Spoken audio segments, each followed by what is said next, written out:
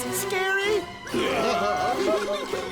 Complete Scooby-Doo Mystery Incorporated. New Age Scooby-Doo with old school flair. Scooby-Doo, the American animated horror comedy television series Mystery Incorporated, sometimes referred to as Scooby-Doo, Mystery Inc., or just Mystery Incorporated, is the 11th iteration of Hanna-Barbera's Scooby-Doo media franchise, and the first that wasn't originally broadcast on Saturday mornings. Warner Brothers Animation produced the series for Cartoon Network UK, and Cartoon Network debuted it in the US. After 2 seasons and 52 episodes, the show ended on April 5th, 2013. Despite making numerous allusions to earlier iterations of the franchise, Mystery Incorporated takes the audience back to the early years of Scooby and the gang, when they were still solving mysteries in their hometown. Technology and villains in this show just keep getting weirder and weirder. Let's not even get started on how they twist that classic meddling kids line every episode. It is almost like the writers are giving a little wink straight at us. But then the whole vibe flips. Suddenly, you have got this ongoing story arc with actual stakes. Stuff gets dark, like maybe don't watch this with your 5-year-old dark. There's real drama too. People are actually dealing with stuff, not just running from rubber-masked bad guys. And the character relationships are way messier. It's not just jinkies and sandwiches anymore. Honestly, the show actually lets the characters grow up a bit. You see more of who they are, how they bounce off each other, and even their weird family dynamics. It's like the Scooby Gang got hit with a double shot of drama and character development. In this video, we will bring you the complete lore of the series. And if you like our content, do hit the like button and subscribe to our channel for more of this cartoon goodness. Season 1, the first season of Scooby-Doo Mystery Incorporated, ran for 26 episodes between 2010 and 2011 with an unknown stop to the airing of the episodes after episode 13. The first episode of the season premiered as a sneak peek on April 5th, 2010 and re-aired on July 12th, 2010 on Cartoon Network, along with the next 12 episodes in the United States. The series continued to air on Canada's Teletoon after episode 13. The remaining 13 episodes, dubbed as a second season by Cartoon Network, began airing on May 3rd, 2011 until July 26th, 2011. During the hiatus, the first episode of the second season premiered on March 30th, 2012 on Cartoon Network Videos and aired on Boomerang in the UK on June 2nd, 2012, with 4 more episodes premiering until June 6, 2012.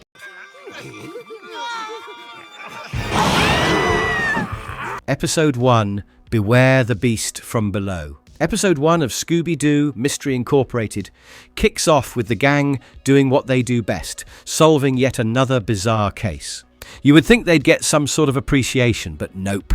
Sheriff Stone's all bent out of shape about them meddling and complains to their parents, especially Fred's dad, who just happens to be the mayor. The crew's pretty salty about getting no praise for saving the day, again. Meanwhile, Velma's at the town's Spook Museum, totally roasting the place by telling tourists that all those legendary ghosts are nothing but fake stories. Her parents? Not amused. Turns out, none of the gang's families are thrilled about their kids poking around in mysteries.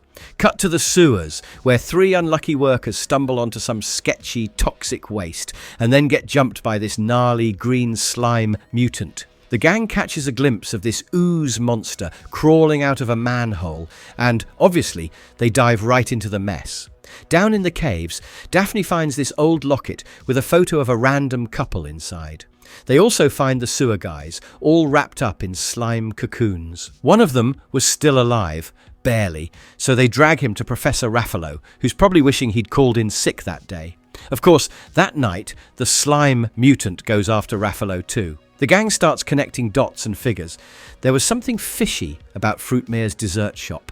The green slime, yeah, it's the same as the shop's special dessert. Shaggy and Scooby, in all their undercover glory, dress up as waitresses, 10 on 10 would pay to see that, and stumble onto a secret tunnel leading to the bank. Fred sets up one of his famous traps, but of course it does not work. Still, they manage to take down the slime mutant with a big old serving of Fruitmare's goo. Turns out, the monster is none other than Professor Raffalo. The dude confesses he was going to rob the bank and pin it on the dessert guy. Wild. Daphne tries showing Raphael the locket, but he was clueless. Mr. Mayor, on the other hand, looks like he just swallowed a golf ball, definitely hiding something. The gang meets up at K Ghoul, best name for a radio station, by the way, and then receive a mysterious call from some weirdo named Mr. E. He basically tells them, "Congrats, you poked the hornet's nest. Good luck with that."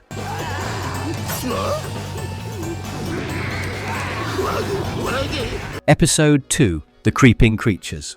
The second episode leans pretty hard into the whole creepy abandoned town vibe. The gang basically gets lured to Gatorsburg after some mysterious dude named Mr. E sends them a gator skin handbag.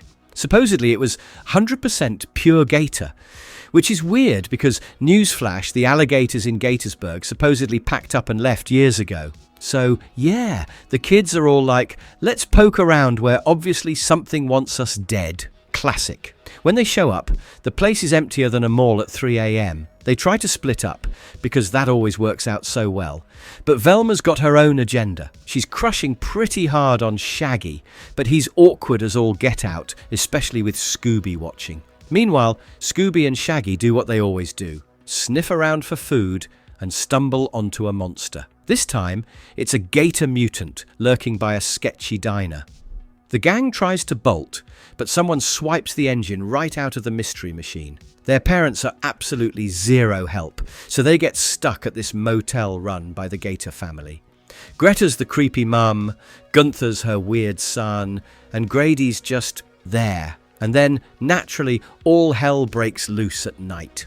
Scooby gets jumped by some gator monsters, and then it turns into a full-on Scooby-Doo chase sequence. Doors slamming, people screaming, the usual. They find a weird glove, which is basically Scooby-Doo code for, hey, these monsters are just people in suits. Sure enough, the monsters are trying to scare them off for a reason.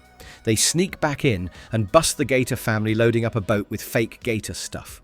Fred does his whole let's set a trap thing, and boom, Greta, Gunther and Grady are unmasked. The sheriff shows up, acts all tough, arrests them, even though he technically can't, but hey, details, and the day is saved. The mystery machine is magically fixed, and Mr. E leaves another cryptic note, basically saying, buckle up kids, it's only going to get weirder from here.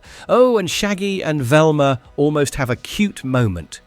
If Scooby would just give them 2 seconds alone. Love triangles in a monster town. Just another Tuesday for these guys.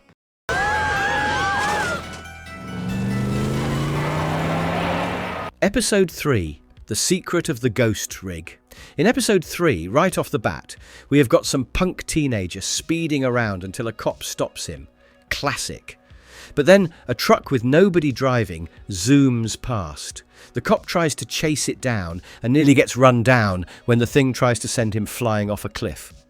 Elsewhere, Fred and the gang are stuck helping Mayor Jones with his re-election campaign. The competition was some dude named George Avocados. Daphne, though, is MIA because her parents are basically forcing her into a date with Rung Ladderton, who has got more money than sense his family owns, a ladder company. Meanwhile, Scooby's being his usual clumsy self and manages to dump ink all over poor George Avocados at City Hall. George is less than thrilled.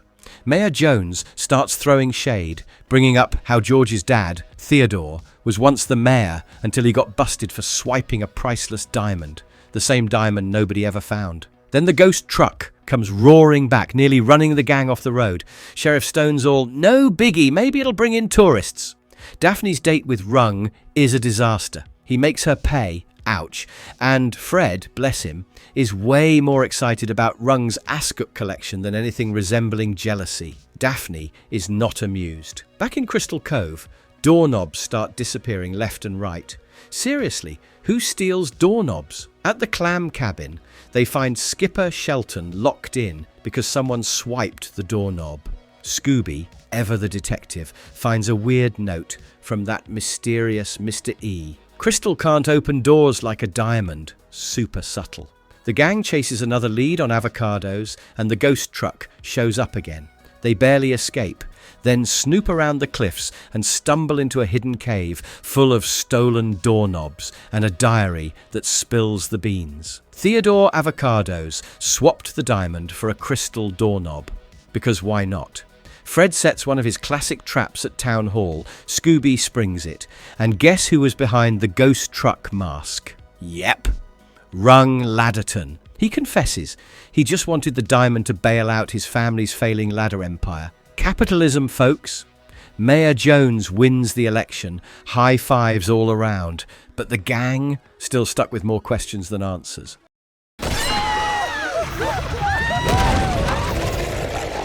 Episode 4, Revenge of the Man Crab. Episode 4 is a bit of a wild ride. The crew's hanging out at Crystal Cove State Beach, where there's this volleyball thing happening, all thanks to Trickle's Trickquid Beverage Company. Then, out of nowhere, Brenda and Dylan, two of the players, get snatched up by this freaky crab monster. Brenda's last words, she's screaming about a man crab before she basically vanishes into the sand. Next day, our favourite mystery gang rolls up to scope things out. They chat with a bunch of shady characters like Bud Shelton, who's running around in some ridiculous promo getup. Meanwhile, Shaggy and Velma are low-key beefing. She keeps trying to boss him around about food, and honestly, Shaggy and Scooby are over it. Daphne's got her own drama, sulking because Fred is, as usual, totally oblivious to her feelings. Dude literally gushes over another guy's ascot and tunes out her allergy rants. Classic Fred. Then, suddenly, the man crab strikes again, snatching up another player. The gang's all, maybe it's Skipper Shelton, since the dude is mad salty about his clam cabin getting moved. Fred builds a trap on the beach, using Daphne as bait. Romantic, right? But, surprise, the crab beast outsmarts them. Daphne gets nabbed, Fred loses it, and ends up digging holes in the carpet at K. Ghoul, spiralling like a total mess. Cue the mysterious Mr. E dropping some cryptic clues, an old newspaper clipping about 4 missing kids, and some big, secret Crystal Cove drama. The team heads down into some sketchy caves, finds all the missing folks, including Daphne, locked up in cages. After some classic Scooby chaos, Scooby and Shaggy accidentally spring Fred's trap, bag the man crab, and it's Bud Shelton under the mask. He wanted payback against Peter Trickle for stealing his idea, and taking all the glory for Trickle's Trickquid. Velma pieced it together from Daphne not reacting to shellfish and some random photo in an article. In the end, everyone's a little banged up, but Daphne gets her Fred cares moment. Plus, she and Velma clock that Daphne's locket matches a photo of 2 of those missing kids, so the Crystal Cove mystery's just getting juicier. Oh, and Angel Dynamite, who was broadcasting live from the tournament. She's eavesdropping on the whole thing, looking pretty worried. Over here! Get behind me! Episode 5, The Song of Mystery. In Episode 5, there is straight-up chaos in the best way. Daphne starts out thinking it's just going to be a chill babysitting gig, maybe some cartoons, maybe a juice box or 2. Nope. Enter some weirdo with a pan flute. Honestly, pan flutes never mean anything good in cartoons. And suddenly her little charge, Arthur, is rocking fangs and a Hulk green complexion. Total nightmare fuel. She tells the gang the next morning, but right as they're gearing up to snoop, Mayor Jones and Sheriff Stone come in all, "Stay out of this, kids!" because, God forbid, the town's precious tourism dollars take a hit. Not that it matters. Kids all over Crystal Cove start going full goblin anyway. Meanwhile, Velma's basically trying to turn Shaggy into her own personal Ken doll, which is not going over well. Daphne tries to teach Fred about civics. Adorable, right? But he's off with some try-hard named Mary Ann Gleardon. So Daphne's left feeling like a third wheel at her own study session. Then there's this new teacher, Dr. Luis de Portillo. Daphne spots a sketchy pic of Pan Flute Guy in his book. And boom, he's suspect number 1. Classic. Portillo drops some lore. This creeper is K. Horrifico, a legend who brainwashes kids with hypnotic tunes and basically turns them into his evil army. So, the gang's tailing Portillo, half convinced he's going full werewolf and transforming into K. Horrifico at night. But, plot twist, he's locked up during the next attack. So, sorry guys, wrong man. Meanwhile, the spookified kids are just running wild, and the grown-ups are losing it. Time for a trap. Scooby and Shaggy dress up like kids. Honestly, the disguises are always peak comedy. And bait K. Horrifico. It almost works, but then he orders the other kids to attack them. Real Children of the Corn stuff. But then, out of nowhere, a goofy kids' TV show called Broccoli Head snaps everyone back to normal. Sometimes all you need is a dancing vegetable, I guess. Turns out, K Horrifico is actually Mary Ann Glearden. Remember Fred's overachieving tutor? She's been bribing kids with candy to help her stage a tiny revolution and boot all adults from town. Sheriff Stone arrests her, muttering about his destroyed budget. Honestly, the man just wants a quiet shift. The episode wraps up with a little dance party at K Ghoul, Dr. Portillo jamming on the pan flute, which for once doesn't curse anyone, and Shaggy standing up for his questionable fashion choices. He and Velma patch things up, and the gang gets their groove on.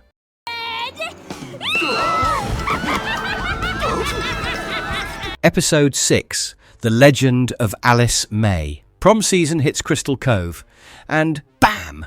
Some poor dude named Randy gets snatched up by this creepy ghost girl pretending to be his date. Suddenly, everyone's whispering about the legend again that every guy who dates this girl just disappears. Yeah, real mood booster. Meanwhile, Shaggy and Scooby are hyped for a Vincent Van Gogh movie marathon. Priorities, obviously. But Velma's got other plans. She's all about celebrating their 1 month thing and finally going public as a couple at prom. Shaggy? Not so much. Mostly because Scooby's not in on it. Awkward triangle. Incoming. Over in Daphne Land, she's dropping hints left and right for Fred to ask her to prom. But Fred, Fred totally misses it and starts hanging out with this new girl, Alice May, which makes Daphne's jealousy meter go full red alert. Fred even invites Alice to prom. Daphne's like, nope, and starts digging into Alice's whole vibe. One night, Daphne almost gets ghosted, literally, in the school, catches a spooky reflection and spots Alice sneaking into the basement. Nothing suspicious about that at all, right? Scooby Gang, minus Fred, who's off being oblivious, tail Alice to the cemetery. Honestly, at this point, just another Tuesday for them. They get chased by the ghost girl, stumble into a mausoleum, and find clues connecting everything to good old Deacon Carlswell, the creeper from the old series. Fred shows up, shrugs off Daphne's warnings, and doubles down on going to prom with Alice. Sigh. Prom night's chaos, obviously. Daphne literally tackles Fred on his front lawn to stop him from going, but Alice's limo rolls up before she can get through to him. Daphne's had enough, storms off, and declares war. Meanwhile, Shaggy sneaks out to prom with Velma, leaving Scooby convinced the ghosts nabbed him. Poor pup. Cue the prom attack. Ghost Girl swoops in, but the gang's got her number. Trap goes off, mask comes off, and it turns out to be Alice. Turns out, she's not some ghostly daughter of Carlswell, just a hired gun planting evidence. She drops a yearbook on Fred and Daphne, full of creepy photos of a previous group of mystery kids who look just like them. Wait, what? The OG Mystery Incorporated. Wild. Twist time. Mr. E's henchman, Ed Machine, springs Alice from jail, tipping the gang off that this whole thing was just a setup to point them toward the yearbook and the real secrets behind their squad.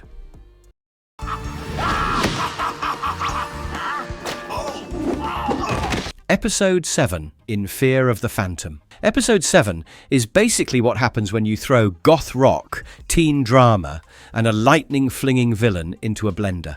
The Hex Girls, those legendary goth queens, are shredding on stage at the Terorpheum Theatre. Suddenly, this phantom dude crashes the party, literally coming in on a lightning bolt. He's all, stop playing or else. The Hex Girls? Not having it. So he zaps the stage, knocks Thorn out cold, and dips. Classic Scooby stuff. Fred, master of the obvious, suggests they use a decoy. Guess who gets volunteered as the bait? Yep, Daphne. She's not thrilled.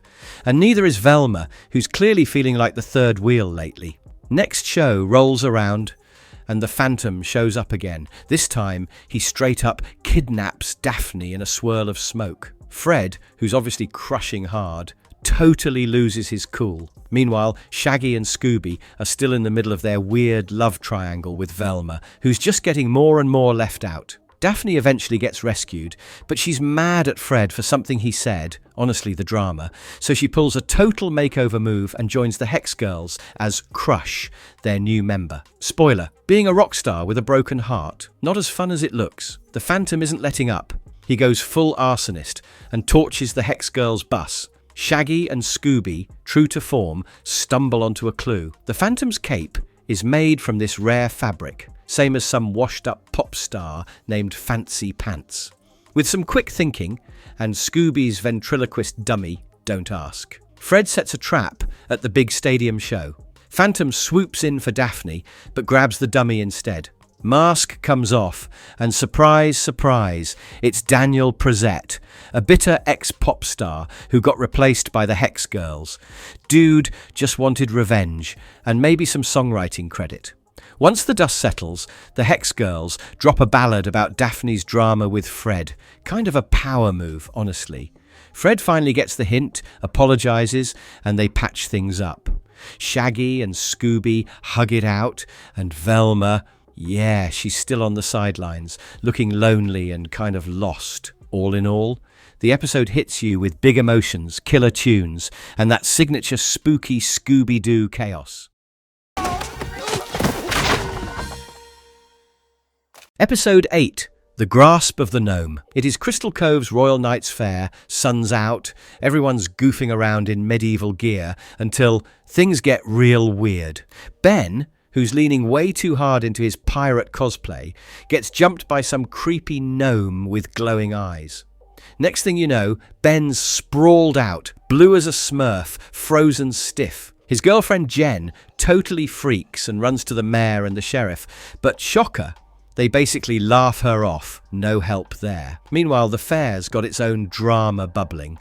Lord Barry, who is basically the medieval police, is losing his mind over historical accuracy. He's in a constant contest with Gil Littlefoot, the jester, who's all about letting pirates crash the party. People in pirate costumes keep getting attacked. So the Mystery Inc. crew decides, yeah, let's ignore all the adult warnings and poke around. Now here's where it gets messy. Velma's seriously butting heads with Shaggy, who'd rather mess around with Scooby than deal with relationship stuff. After a bit of a heart-to-heart with her mum, classic emotional reset, Velma starts wondering if maybe she's the problem, like maybe she's a little too controlling, not that she'd ever admit it out loud. Shaggy gets gnomed and disappeared, so Velma and Scooby have to team up. Forget their drama, they're on a rescue mission. Turns out there are secret catwalks up in the trees, like actual gnome highways. So the culprit's been sneaking around above everyone's heads. The gang sets up a trap. They love those. And Daphne's strutting around in steel bracelets so she won't get paralyzed. The big showdown? The gnome tries to grab Daphne, but the bracelets work. And after a wild chase, the dude wipes out, lands in a pit, and turns out it's Gil Littlefoot under the mask. He admits he tried to frame his own wife, Amanda, to snag control of the fair and her cash. Bonus detail, he's been using stilts, so his alibi was bogus. The sheriff can't help but crack short jokes, and the mayor's moaning about losing another tourist trap. Just when everyone's catching their breath, some mysterious cloaked figure bumps into Velma and drops a box. Inside, a cryptic note from Mr. E. Don't give up, this has all happened before, plus an old photo of the original Mystery Inc. gang, with Professor Pericles' face circled. Episode 9, Battle of the Humongauts. Sheriff Stone and Mayor Jones are just vibing at Tiki Tub, soaking up Trini Lee's latest banger, when out of nowhere this humongous green monster, yeah, they're calling it a humongonaut because why not, just barrels through the place and turns the restaurant into splinters. Stone, guy's so unfazed, thinks it's all part of the act and asks for an encore. Meanwhile, over in domestic drama land, Scooby stumbles on Shaggy locking lips with Velma in his garden of all places. Shaggy's got zero game trying to explain, and Scooby's not having it, just storms off all heartbroken, tail between his legs. Velma, over it. She's tired of their secret love triangle shenanigans. Cut to the gang rolling up to what's left of the restaurant too. Do the whole mystery-solving thing. They barely get started with Sheriff Stone before a second monster, this one's red, shows up and smashes another building. Meanwhile, Angel's at K. Ghoul feeling the weight. No clues, no leads, zero motivation. Fred decides it's time for a pep rally. Pitches the name Mystery Incorporated, and because Fred's Fred, he's got matching uniforms ready. But then Velma and Scooby basically corner Shaggy and force him to pick a side. The gang's got their eye on Rusty Nails, this shady contractor who's making bank off the chaos. They sneak onto his site, classic Scooby fashion. But then the green Humongauts back, smashing gear and almost blowing the whole place sky high, not suspicious at all. Then Mr. E drops one of his cryptic messages about insurance and looking at the signs. At City Hall, turns out Mayor Jones and Sheriff Stone are planning to nab the monsters themselves, and Fred's clearly crushed about the fact that they're being benched. But Velma's putting the pieces together.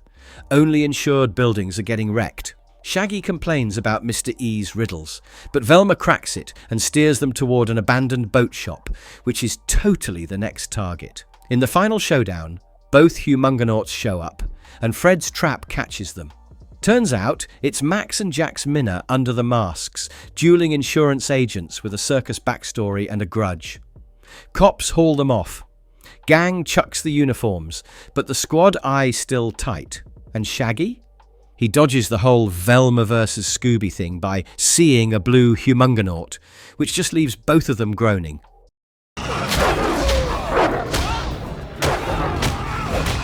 Episode 10, Howl of the Fright Hound. At Crystal Cove's animal asylum, all hell breaks loose. Some massive snarling robo-hound starts tearing up the place. Doors slam shut, sirens blare, total lockdown. Meanwhile, across town, the Mystery Inc. crew is hanging out at school. Velma bumps into this dude, Jason Wyatt, total robotics nerd. Apparently an old friend. He tries to make a move, but Velma shuts him down hard. Honestly, the poor guy looked crushed. But hey, she didn't want the drama. Later that night, Angie Dinkley's ghost tour bus gets wrecked by the same monstrous hound. The gang stumbles onto the aftermath, bus in pieces, everyone freaked. Sheriff Stone swoops in, zero chill as usual, and pins the whole thing on Scooby. Scooby ends up behind bars at the animal asylum, stuck with a bunch of shady creatures. Oh, and Professor Pericles is there too. A parrot, but not the cute kind. He's got major Hannibal Lecter vibes and freaks Fred out with some cryptic warning about not trusting his friends. The gang pokes around the crime scene and finds a robot arm. So, the Hound is just a machine. Suspicion lands right on Jason. He's the robotics guy, plus Velma just rejected him, so motive, right? But when they confront him, he breaks down in tears, like ugly crying. Seems genuine. Before they can piece it together, the robot hound shows up again and chases them. Sheriff Stone, still not buying it. Scooby's stuck in jail. Then, plot twist. The Hound attacks the asylum itself. The gang races over, gets chased into a robotics factory, and it's total chaos. Machines flying, alarms screaming. Eventually, they trap the Hound. Scooby goes full demolition derby in a bulldozer, and Fred unmasks the real villain, Jason's mum. Turns out, she built the robot to get revenge for her bullied son, and honestly, to play matchmaker for Velma. Cops haul Mrs. Wyatt off, and Velma tries to patch things up with Jason. Friendship only, though. He's cool with it. Meanwhile, Shaggy can't handle the drama and calls it quits with Velma, leaving her absolutely wrecked. Oh, and just when you think it's over, Sheriff Stone realizes Professor Pericles has busted out. Meanwhile, Velma gets a super creepy message from Mr. E. Follow the parrot.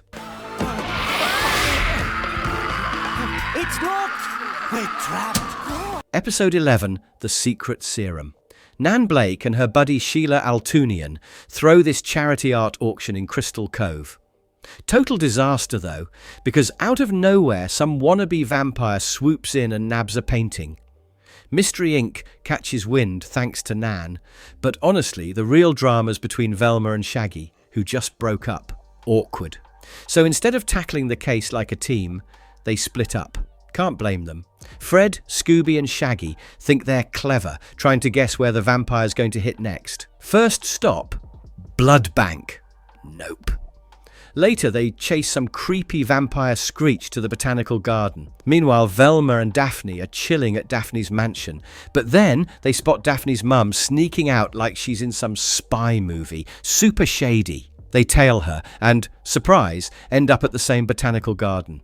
Naturally, the vampire pops up again and snatches a weird flower called a star orchid. They dig into the mystery at the Spook Museum. And get this, the clues, painting and flower, somehow point to a joke recipe for eternal youth. Someone scribbled in a book and tossed out. Obviously fake, but the vampire, totally buying it.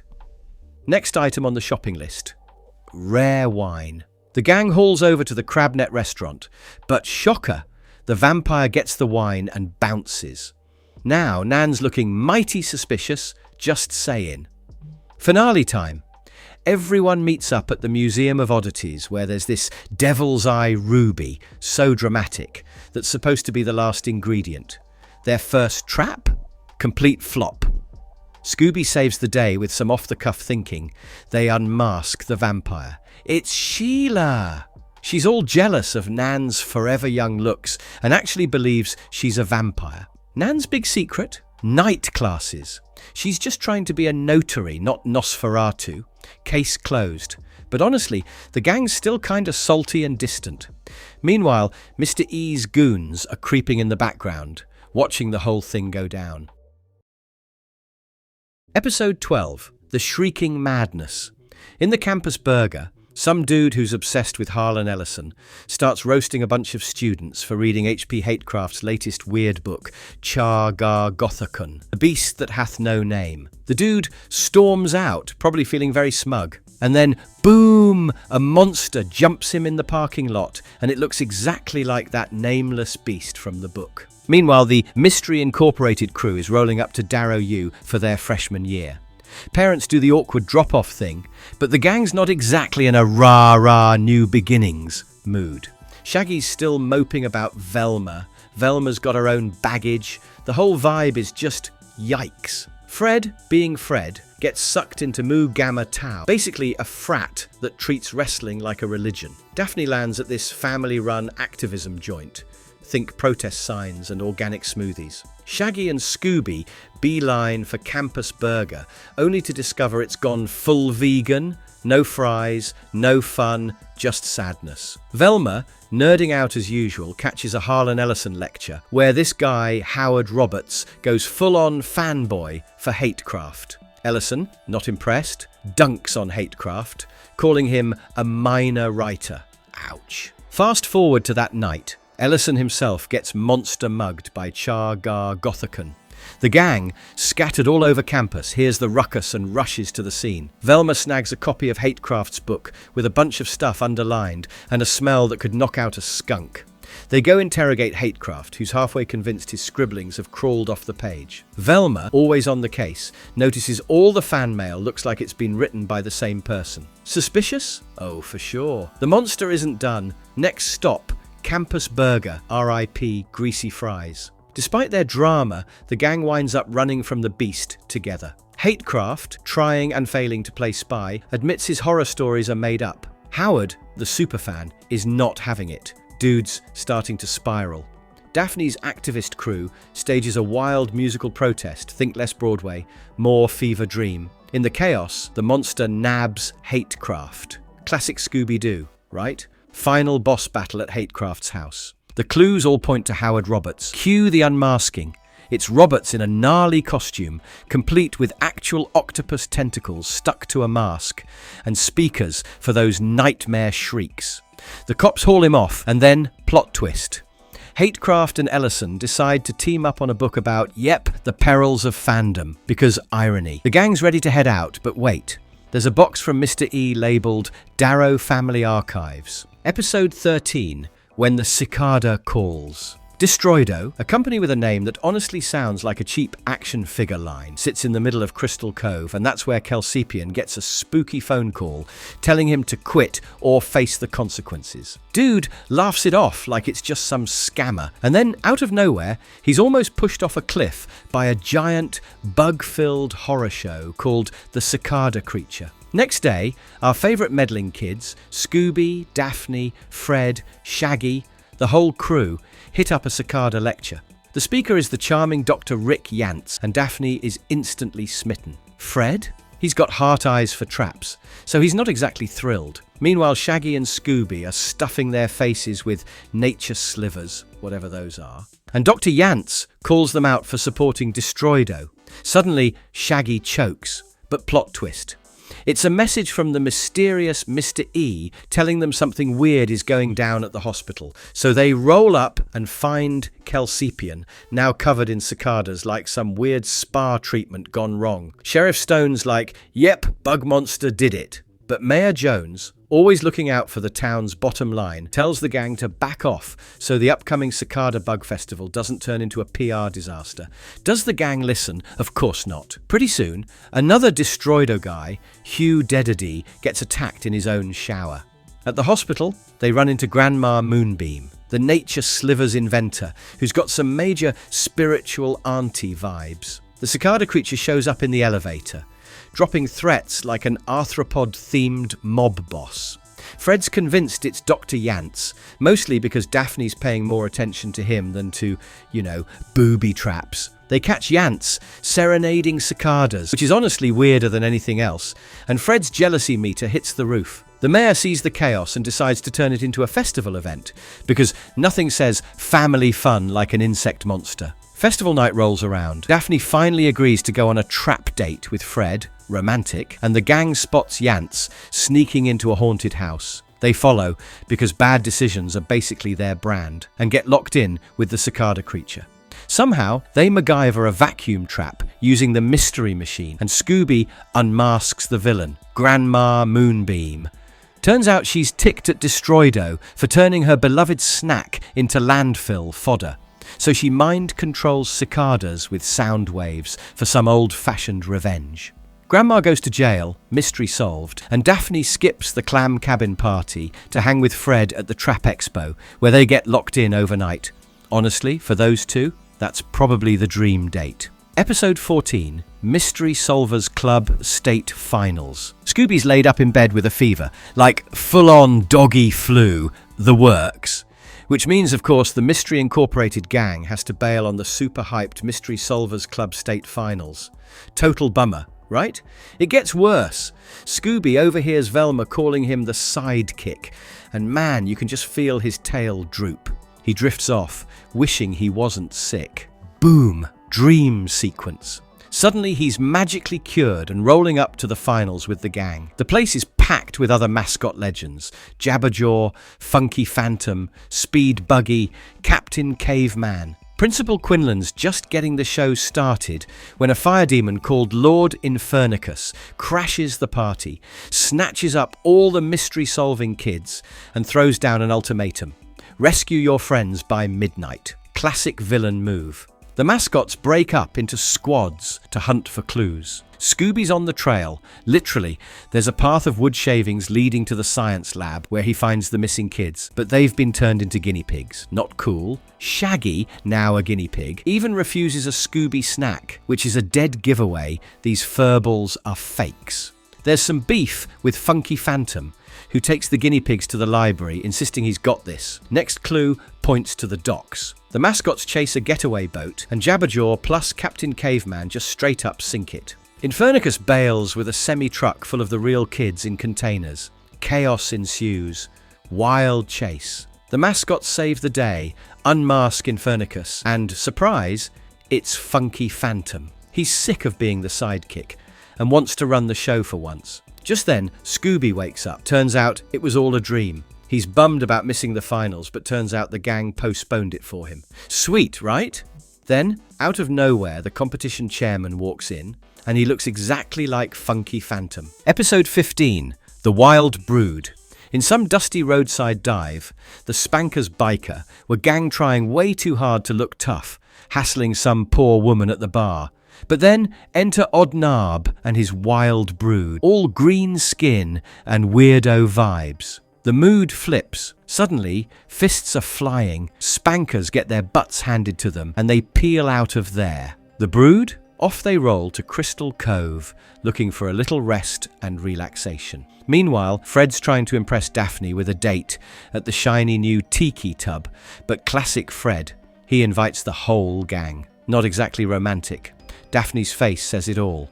And just when she's about to bail, the wild brood swaggers in. Sheriff Stone pops out, basically waving a "no monsters allowed" sign unless there's a ticketed event. Oddnarb, being all cryptic and emo, drops a line about the real monsters being the townsfolk.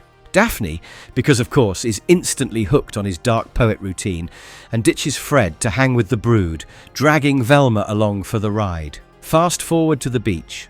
Oddnarb's crooning some moody tune at Daphne, and Velma's out-nerding everyone by fixing the orc's busted bike. Night falls, and somewhere across town, some wannabe biker in disguise breaks into the armory and nabs a rocket launcher, because why not, and leaves behind a napkin from Chen's internet cafe like it's his calling card. Next morning, the gang's piecing it together, but Daphne and Velma have decided the brood are innocent. Security footage, just some mystery dude in orc cosplay. All clues scream Chen's cafe, so off they go. Suddenly, every computer in the joint goes wild with a Mr. E message, a dancing swordfish, because normal warnings are too mainstream. Velma digs deeper, but before she can crack the code, she's snatched. Scooby chases after her and predictably gets grabbed too. Cut to the shadowy orc, full villain mode, dangling Scooby over a cliff and forcing Velma to hack a train route for something called swordfish. Turns out it's a top-secret gaming system. She plays along, then gets tossed off the cliff, but Scooby saves her in classic cartoon physics style. They bounce back like it's no big deal. Back at the station, the cops nab the brood, but plot twist. They're just game devs blowing off corporate steam in orc gear. The real culprit's still out there, so the gang races to stop the train. Cue wild train fight, rocket launchers, chaos, and Fred and Oddnarb pulling off some action hero moves. The shadowy orc, it's Maxwell, the bitter copy room guy, mad he never got in on the game dev action. Villain unmasked, crisis averted. Daphne has her big moment, and yeah, she picks Fred over the green guy. Sorry, Oddnarb, maybe next time. Where walks Aphroditi? During the chaos at Crystal Cove High's soccer field, out of nowhere, this super creepy lady shows up, calls herself Aphroditi, and starts chucking weird magical flowers at everyone. Next thing you know, the whole school's acting like they're in some kind of rom-com on acid. Kids falling in love with lockers, teachers mooning over the janitor's mop. Total madness. It's hilarious until it's not. Fast forward to the next morning. Mystery Incorporated rolls up and immediately clocks the weird vibes. Shaggy's pumped because he hears there's a substitute teacher and thinks maybe he'll dodge his math quiz. Nope, the sub? You guessed it. Aphroditi herself, looking like she just crawled out of a Tim Burton movie. She hits him with the flower spell, and bam, our dude gets all googly-eyed. The rest of the gang doesn't stand a chance. They're all hit, dredging up old crushes and drama like it's high school musical season. But Scooby's totally fine. Immune, somehow. Maybe it's a dog thing, maybe he just doesn't care. He's on the hunt for Shaggy, and nearly gets mauled by a pack of love zombies before slipping out into town, which now looks like Valentine's Day, barfed all over it. While dodging maniacs, Scooby bumps into Professor Pericles. Pericles offers a deal, help save the town, but you gotta wonder what his angle is. Honestly, when a talking bird offers help, you know it's about to get weird. They go on this scavenger hunt, pewter from stained glass windows, ghost slime, ectoplasm, whatever, and rose quartz. Classic Scooby stuff. They whip up this gross-looking green potion back at school, but before they can cure anyone, Aphroditi and her love-dazed posse storm in. Scooby and Pericles barely get out alive, but manage to splash the antidote on the gang, snapping everyone out of it. Shout out to Angel Dynamite, who's immune because she can't smell. Honestly, legend. The gang holes up in the library, Sherlock Holmes style, and pieces it together. Aphroditi is actually Amanda Smythe, this poor science nerd who got humiliated at prom. She wanted revenge, which, honestly, you can't totally blame her for. High school's brutal. They crash the town's twisted prom, reveal Amanda, and the cops haul her off. But plot twist, Ed Machine drops the bomb. Pericles set the whole thing up just to grab some random ingredients tied to a lost conquistador treasure under Crystal Cove. So the usual, just another Tuesday in this town. Disaster's always one step away, and it's never just about love spells. The Dragon's Secret. In Macau, a mysterious woman named Mai Lei waltzes into a pawn shop and swaps her panda ring for this super rare dragon ring. She barely steps out, this dude storms in, demanding the dragon ring like he's late for a Marvel audition. Surprise, it's gone. Dude loses his cool and literally zaps the place with white lightning. No chill, cut to Crystal Cove. Velma's playing host and introduces Mai Lei, the new Chinese exchange student, to the Mystery Incorporated gang. Mai Lei's got eyes for Shaggy. Fast forward to this awkward welcome dinner for some big-shot Chinese delegate, Mr. Wang. Then, out of nowhere, a red wizard crashes the party, red lightning and all, laying down a major "don't mess with the dragon's heart" warning. Fred, as always, tries to play hero and fails, obviously. Things get weirder. White Wizard pops in, kidnaps Mai Lei, and Velma's sharp enough to spot that the dude's rocking 3 rings that look just like hers. The wizards start fighting it out mid-air, and in the chaos, the gang manages to save Mai Lei. Scooby and Velma dig up the real tea. White Wizards after the Dragon's Heart ruby. Oh, and guess what? Chen, the cafe guy, everyone thought was just a background character, drops the bomb that he's actually the Red Wizard. He's been guarding this jade dragon, which, plot twist, is hiding the ruby. But you need 4 magic rings to unlock it, of course. So the gang sets up a classic Scooby-Doo trap. White Wizard takes the bait. Turns out it's Mr. Wang in disguise. Dude's no diplomat, just another bad guy chasing shiny things. Everything seems wrapped up. Mai Lei gives the rings back to Chen and is about to peace out. Shaggy, still heartbroken, tries to say goodbye, but she totally blows him off. Not buying it, Shaggy tails her to the docks and catches her hopping onto a boat, Dragon's Heart ruby in hand. She's been playing everyone. But then the ruby, in true cartoon fashion, flies right into Shaggy's hands. He lures her into a trap on the Blake's yacht, because why not? And boom, case closed. Turns out Mai Lei was double-crossing everyone. The gang nabs her, grabs the ruby, and just like that, another international mystery bites the dust. I am Night Fright. Scream, scream, time for... Episode 19, Night Fright. Shaggy and Scooby are chilling out with popcorn, glued to a cheesy Vincent van Gogh zombie movie. Just as the guy on screen pulls a full Walking Dead transformation, the doorbell goes off. Super casual timing, right? So they shuffle to the door, probably expecting pizza, and find Vincent van Gogh in the actual flesh. No way. Turns out they won a dinner contest. Not a lot of competition though, unless you count the random Eskimo who also entered. Van Gogh whisks them off in his hearse, because of course he does, rolling up to a haunted mansion straight out of every horror movie ever. Bonus points for fake thunder and rain machines. The place is dripping with haunted house vibes, and after Vincent busts out a dramatic piano solo, the doors lock up like it's an escape room on hard mode. Dinner gets weird fast. Vincent's all twitchy, mumbling about eyes watching from the shadows and monsters lurking in corners. And then, plot twist, a giant mutant bee monster crashes the party, followed by a couple other classic creeps, Dr. Phobos and Professor Jantherson. Chaos. Just as everyone's losing it, this gnarly creature called Night Fright shows up and basically wipes the floor with the other monsters. Vincent, sweating buckets, confesses the monsters were just his actor pals from some horror show gig. Night Fright?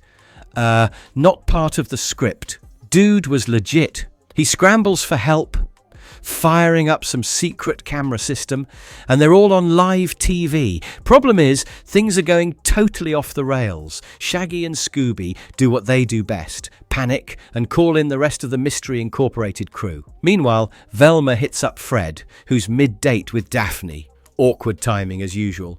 They ditch date night and hightail it to the mansion. Inside, Vincent, Shaggy and Scooby barricade themselves from Night Fright.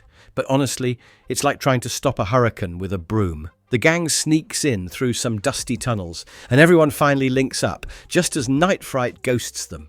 Velma, ever the brainiac, finds a script lying around. Turns out Night Fright's been quoting lines straight from it. Plot thickens. Apparently Vincent was supposed to play the monster, but someone else took over. Fred, channeling his inner MacGyver, whips up a trap using Shaggy, Scooby and Vincent as bait. Risky? Sure, but when has that ever stopped them? They catch Night Fright, and it's Argus Fenton Poof, the salty assistant who wrote the original Night Fright script and got booted from the role. Motive? Pure, unfiltered revenge. The producer waltzes in, thanks everyone for the ratings boost, classic Hollywood, and offers the gang their own show. Mystery Incorporated, they're like, nah, we're good. Instead, they wrap up the night with a classic spooky group laugh.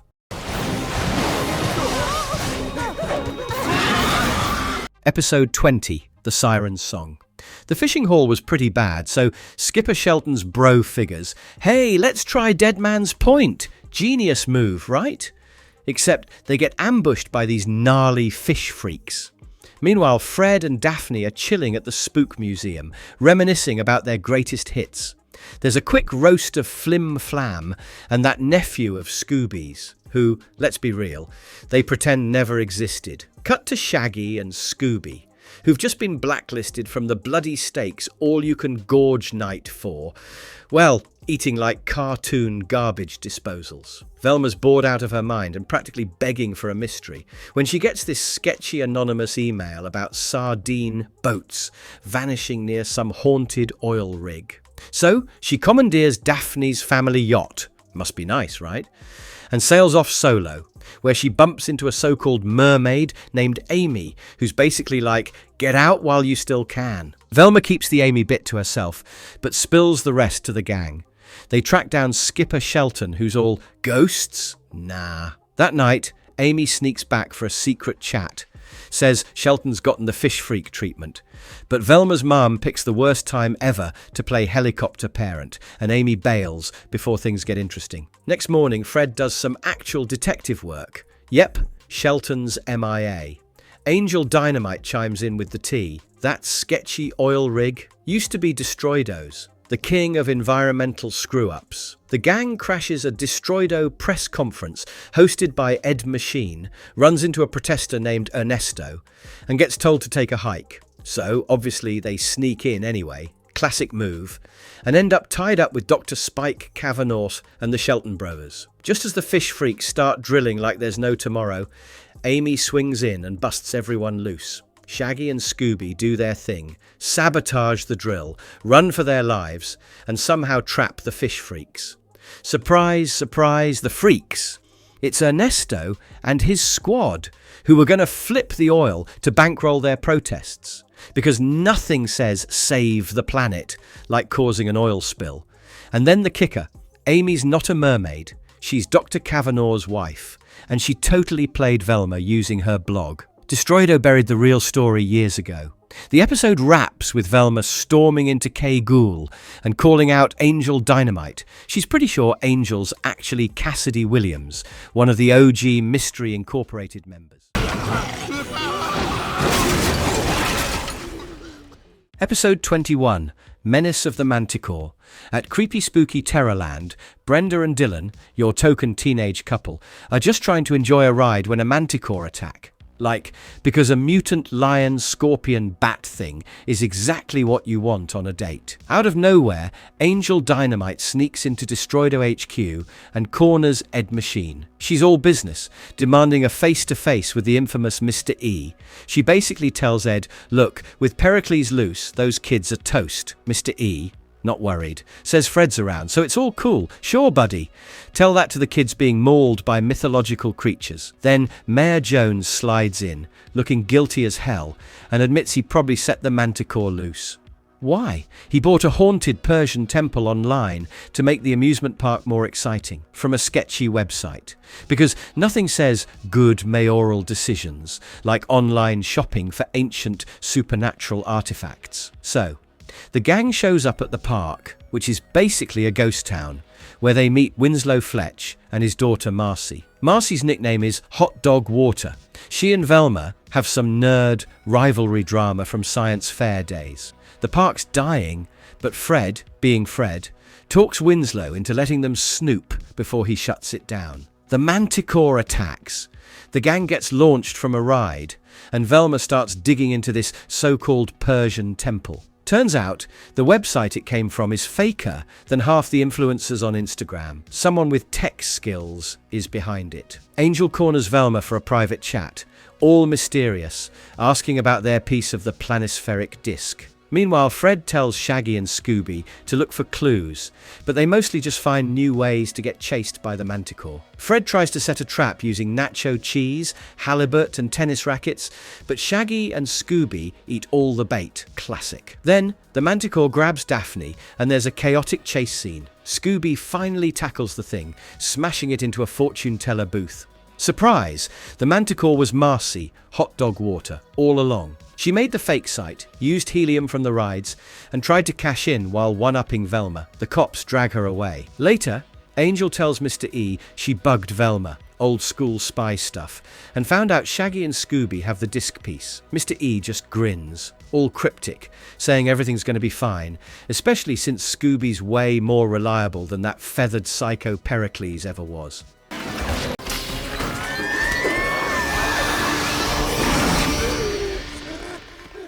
Episode 22, Attack of the Headless Horror. Deep in the Amazon, Dr. Rick Spartan, think Indiana Jones but with less chill, digs up the burial spot of some guy named Sklar Gringat. There's this big warning scrawled all over the place, but does Rick care? Nope. He just grabs a shrunken head off the altar like it's a souvenir cup. The curse starts taking effect, and a massive headless beast with a face slapped onto its chest storms in, and Spartan absolutely loses it. Screams all around. Back at Crystal Cove, Fred's flooring it to school because he's jazzed to meet the new biology teacher, who turns out to be Dr. Spartan. The guy can't resist flexing about his wild jungle adventure, then bounces early, leaving the class to stew in curiosity. Fred, who geeks out hard for traps, ends up getting invited to dinner at Spartan's place, dragging the entire Mystery Incorporated crew along for the ride. Dinner's awkward. Spartan's wife, Marion, and his so-called assistant, Chachinga, side note, his real name's Charles, but Spartan's stuck on the cringy nickname, are clearly over Rick's Explorer act. The whole colonial vibes thing is not landing well. In Spartan's study, he shows off the infamous shrunken head. Suddenly, the headless horror busts in Kool-Aid Man style and starts swinging. Thanks to some teamwork with the gang, the monster gets chased off, but not before making a dramatic "I'll be back" exit. Velma, always the brains, ropes her mum Angie into finding a way to break the curse. Angie comes up with this wild ceremony that apparently needs a jackal at midnight in the jungle. The gang's like, "We've got Scooby, a botanical garden, and a complete disregard for the rules. Good enough." Scooby gives it his all at the ritual, but the monster's back anyway, and Spartan gets smacked. While Spartan's laid up in the hospital, Fred puts his trapper hat on and starts poking around.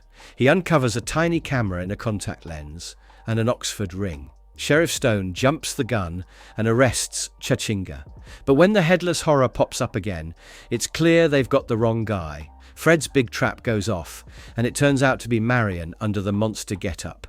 Turns out, Marion cooked up the whole curse drama to keep Rick from dragging her back to the jungle she can't stand. She faked the map, staged her own injury, snagged a Halloween head from the costume shop. Rick's pretty chill about it, all things considered, and just shrugs it off with a "let's all get pizza and watch a movie at the hospital" vibe. Oh, and meanwhile, Velma has the talk with Shaggy. She just wants to be friends. He's bummed for a minute, but takes it like a champ, and the mystery machine rolls on. We got him!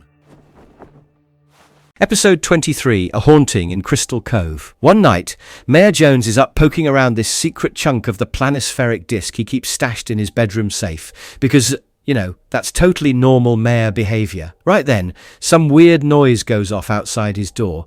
Dude jumps about a mile. He thinks it's just Fred being nosy, but nope. There's this creepy, shadowy figure just hanging out in the hallway, and the mayor runs out of there fast. Meanwhile, Fred wakes up and literally catches his dad sprinting away like he saw a ghost. Come morning, Fred's spilling the tea to the gang. His dad's been acting sketchy for weeks, camping out in the yard, screaming his head off every night. Shaggy and Scooby Shaggy and Scooby immediately volunteer for a sleepover, probably hoping for snacks. Velma, ever the practical one, suggests some calming herbs, and Daphne pulls Velma aside to say she's worried Fred's getting way too obsessed with their relationship drama. Scene changes to the Spook Museum, where Velma and her mum Angie are brewing up some fancy teas, and the new barista, Lady Marmalade, chimes in with "Maybe the mayor needs an exorcist." Subtle, real subtle. That night, Shaggy and Scooby crash at Fred's place. They're just settling in when a photo of Fred's missing mum randomly plummets off the mantel. Spooky. Then, while they're making a pre-bedtime pizza, all hell breaks loose.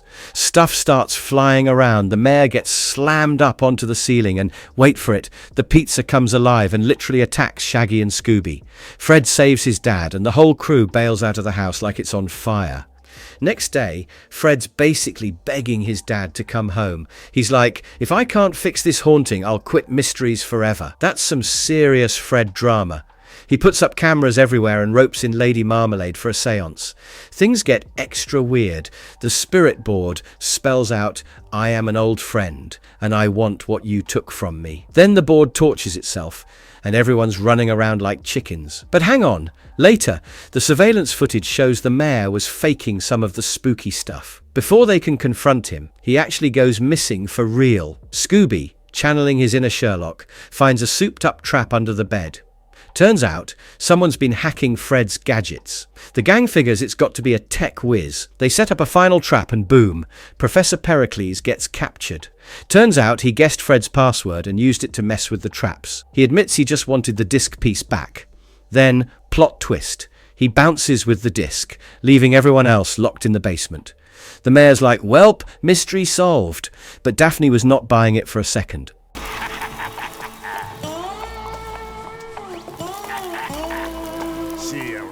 Episode 24, Dead Justice. The gang teamed up with Sheriff Stone, trying to nab this wild piranha goat dude who's been messing with Crystal Cove's water. Shockingly, they blow it. Total fail. But before they can even process, this Dead Justice ghost swoops in, all superhero style, and nabs the baddie like it's nothing. The dude's basically Batman with a cowboy hat. Suddenly, Dead Justice is all over the town, busting crooks left and right, while poor Sheriff Stone just stands there holding his best sheriff ever mug. The media, eating it up. Paparazzi everywhere. Chaos. Sheriff Stone's confidence?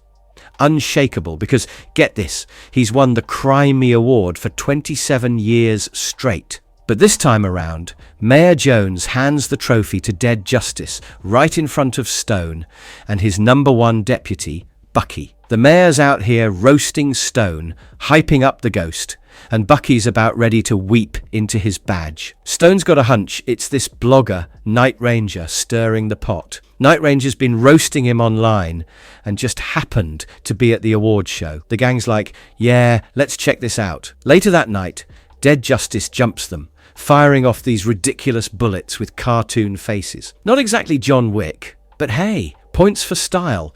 They crash at Stone's place, he still lives with his mum, and he gives them the lowdown on Dead Justice. Turns out the ghost used to be Sheriff Iron Will Williamson, who died in this gnarly volcano showdown with a dude named Nitro Wazinski.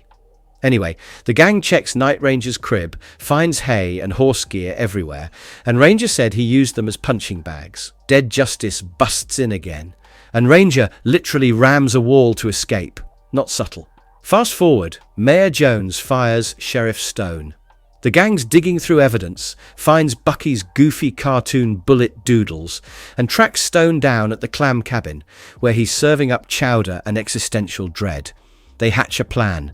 Stone dresses up as Nitro Wazinski's ghost, and together they finally catch Dead Justice red-handed. Surprise! It's Bucky. He just wanted Stone's job after failing the promotion test 1,000,000 times. Mayor Jones gives Stone his badge back. Meanwhile, Fred pulls off the most romantic fast food proposal ever at the clam cabin. Daphne says yes, but, after graduation. Night Ranger, lurking in the shadows, gives a little nod.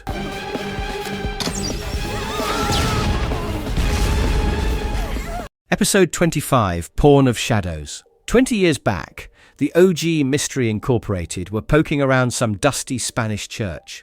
They stumbled upon this weird old document about something called the planispheric disc. They were being watched by this total weirdo, the freak of Crystal Cove, just lurking in the shadows. Back in the present, the gang's grabbing breakfast at Howl, and Daphne's trying to have the talk with Fred about their engagement.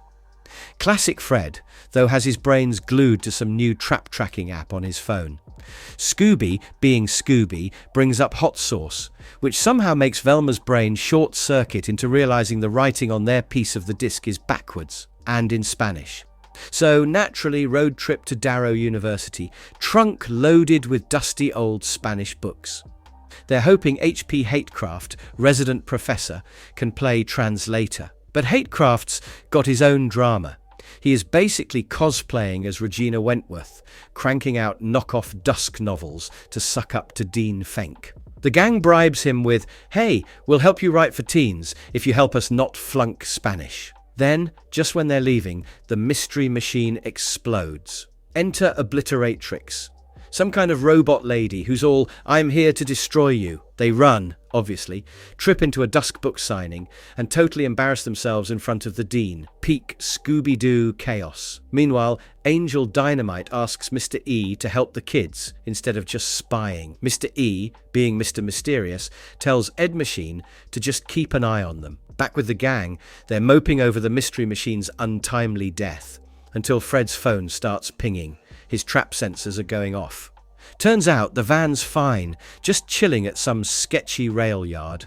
They show up, Obliteratrix pops in for round 2, but they manage to grab their trunk back. Hatecraft, meanwhile, gets busted by the dean for moonlighting as a dusk knockoff and gets fired. Velma finds a clue in one of those old Spanish books about coloured glass. So, back to the spooky church. They find a hidden pin, like a badge or something, from the OG Mystery Incorporated, and a secret tunnel. Obliteratrix shows up again, but this time Angel Dynamite comes out swinging. She kicks butt, unmasks the robot psycho, and it's Alice May. She'd been sprung by Mr. E to distract Professor Pericles while he was busy with the disc. Angel finally spills it. She's actually Cassidy Williams, an OG Mystery Incorporated member. She gives the gang the "you're in way over your heads, kids" speech and begs them to give up the disc piece. Fred's not having it. The mystery isn't over until we say it's over. Cue the dramatic exit. Gang rolling out in the van, and the freak of Crystal Cove doing his best horror movie stare down from the shadows.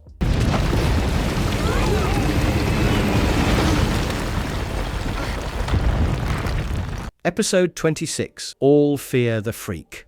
20 years back, the OG Mystery Incorporated were poking around the caves under Crystal Cove and snagged a chunk of the planispheric disc. Classic move. They grab the thing and the trap goes off. Chaos everywhere. Fast forward to now. Velma's all midnight meeting guys and Fred's out here swiping the City Hall key and a photo of his mum, sneaking out like he's in Ocean's 11. The crew busts into the mayor's office, finds a scroll with disc doodles and a paper piece, and the freak of Crystal Cove crashes the party and chases them straight into Sheriff Stone's not-so-welcoming arms. Busted. Mayor Jones bails them out. No charges. But then Daphne's folks find out she and Fred are engaged, and wow, things get awkward fast. Everybody gets yanked home, but Fred's whispering about keeping the scroll and disc piece on lockdown. Night falls, and the freak comes after Shaggy and Scooby, because, honestly, who else? But Ed Machine, of all people, swoops in to save them and drags everyone to Howl. There, they basically throw Cassidy, Angel, into studio jail. Meanwhile, Pericles jumps Ed Machine, and, that's the end of Ed. R.I.P. Big Guy. The gang uses the scroll to track down a treasure chest, but it's empty. The freak pops up again, clocks Pericles, and swipes the disc piece. Then another trap. Water everywhere. The cave's flooding. The freak bolts. Fred's on his heels. And, mask off, turns out it's Mayor Jones all along. And he's got confessions. He straight up stole baby Fred from his real parents, Brad and Judy, if you're keeping score at home, just to keep them away from the disc and crystal cove. He messed with the OG Mystery Incorporated, stole their disc piece, and played freak to keep it all under wraps. Fred's world shattered. He dumps Daphne, ditches Crystal Cove, and goes off to find his real mum and dad. The rest of the gang is basically in pieces. Daphne's blaming Velma, Shaggy's headed for military school, Scooby's shipped off, Pericles skips town with 2 disc pieces. But Scooby's not about to let it end here. He's ready to pull the crew back together and solve the mystery, even if it kills him.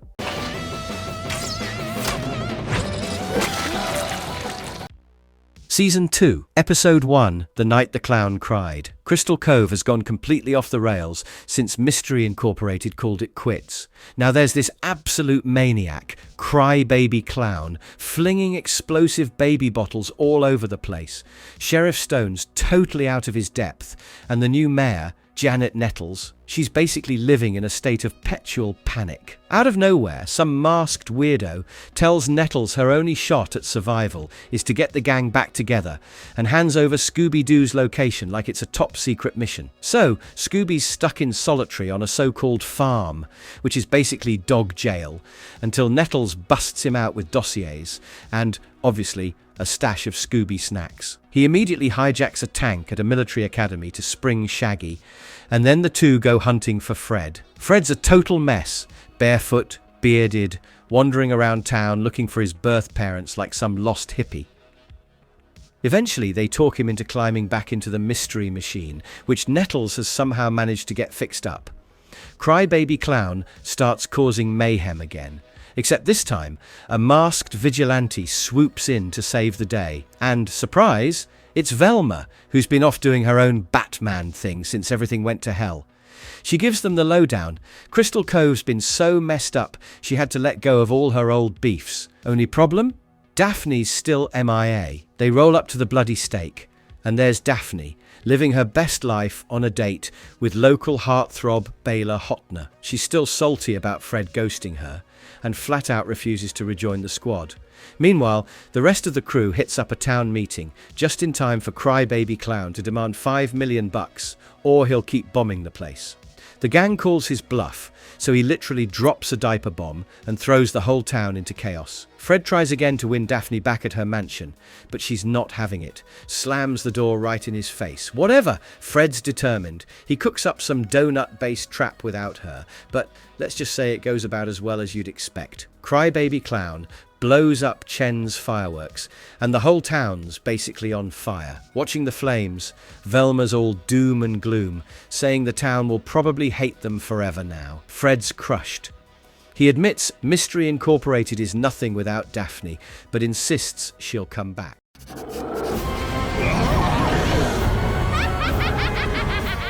Episode 2, The House of the Nightmare Witch. A few months after the gang splits, Velma and Marcy are still hanging around and sneak into some Russian museum. Mr. E wants them to snatch up Baba Yaga's house. Doesn't go well. They totally blow it. Mr. E just shrugs and buys the thing instead, because apparently when you're rich and shady, you can just do that. Anyway, right after they leave, the house goes full horror show. It sprouts legs, gets all lively, and chases down the poor night guard. Meanwhile, back in Crystal Cove, Fred's trying to play it cool at school. Gary and Ethan, the guys he ditched, give him the cold shoulder. They lost their scholarships and everything. Fred catches Daphne hanging out with her new dude, Baylor. Velma's like, "Let it go, bro, she's not coming back," and pushes for Marcy to fill in as a temporary member in the gang.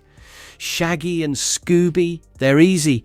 Marcy shows up with candy, and they're on board. Fred's not thrilled, but he goes along with it. The Baba Yaga house shows up stateside and goes after the curator's assistant. The gang hears about it and tracks the house down in the woods.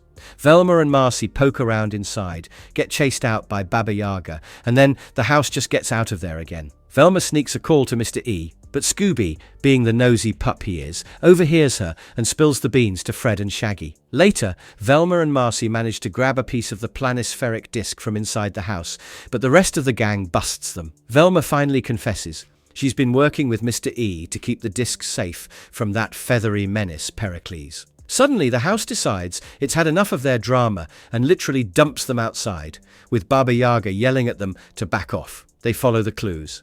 Fabergé eggs, random hydraulic fluid, and chase the house to a cargo ship, then into the city. Shaggy and Scooby go all medieval, busting out crossbows and tripping the house. Turns out, Baba Yaga is just Curator Vronsky in disguise, using the house for some good old-fashioned egg smuggling. Busted. After all that, the gang has a little victory moment, but Fred's still out here whining about Daphne. Meanwhile, Mr. E pulls Marcy aside with a cryptic warning.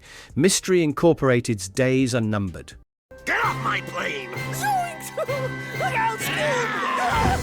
Episode 3. The Night the Clown Cried 2 Tears of Doom. At this point, Fred's just a hot mess. He's sprawled out on a psychiatric's couch, rambling about traps and Daphne and how they're like opposites or something. The dude's clearly not taking the breakup well.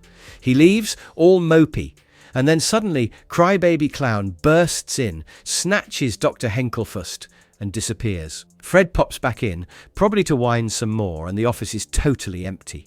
Meanwhile, Daphne's living her best life with this actor dude, Baylor Hotner. She wakes up to Fred towing her entire bed to the beach for some romantic breakfast picnic. She was not having it, though, and tells him she's moved on.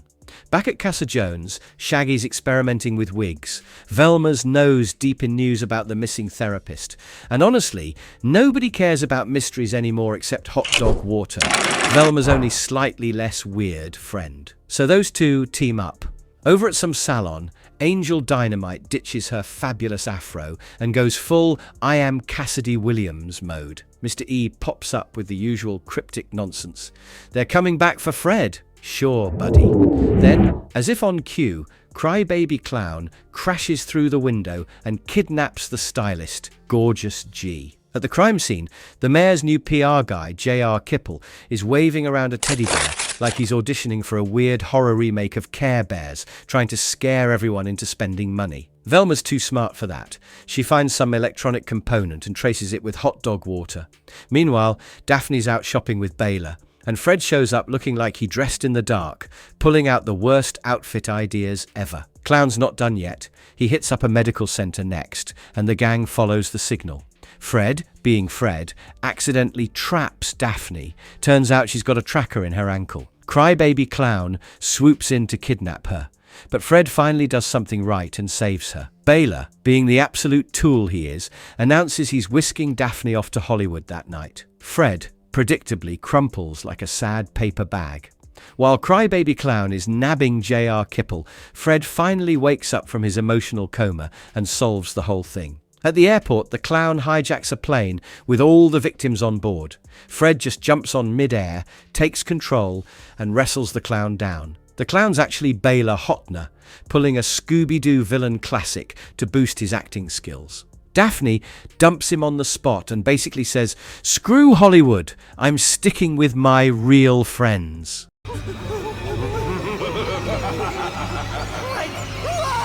Episode 4. Web of the Dreamweaver. Horbert Feist wakes up from a full-on nightmare and crashes his car straight into the Crystal Cove bank.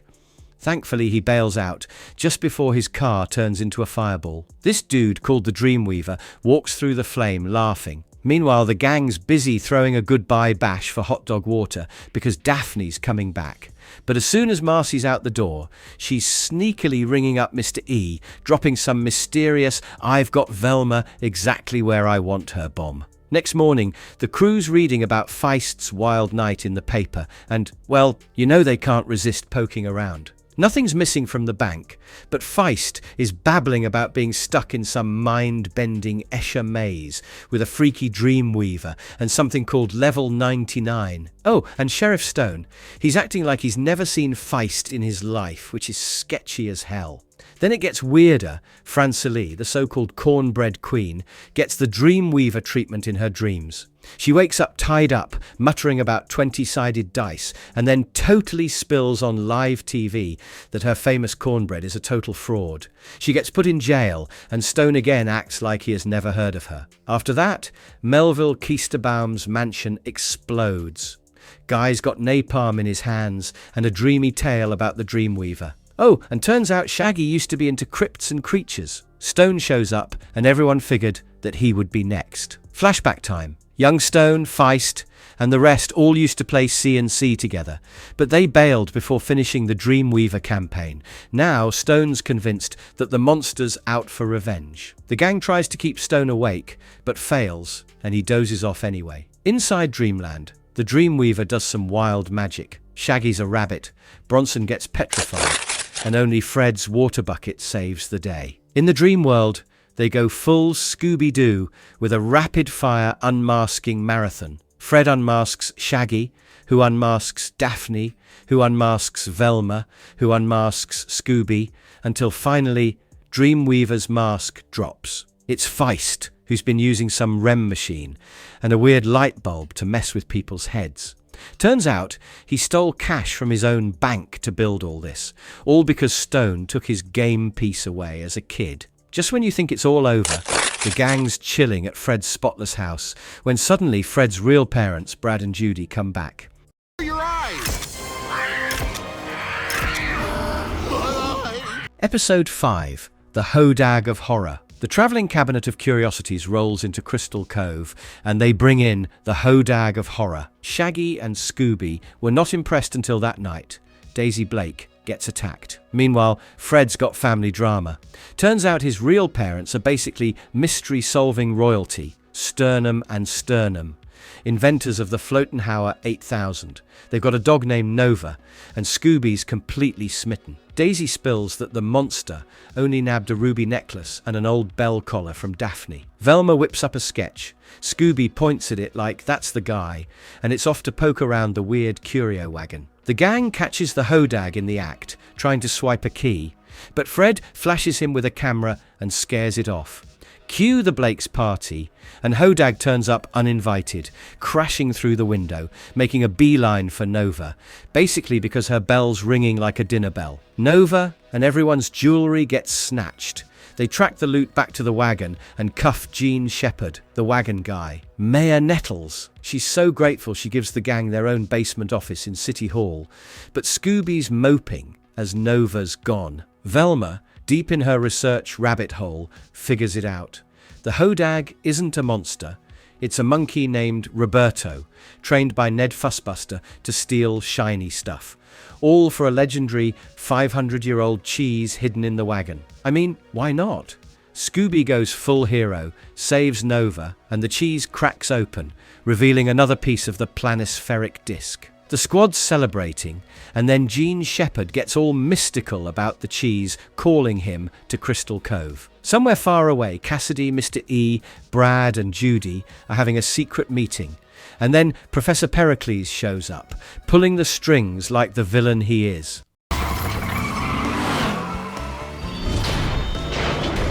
Episode 6, Art of Darkness.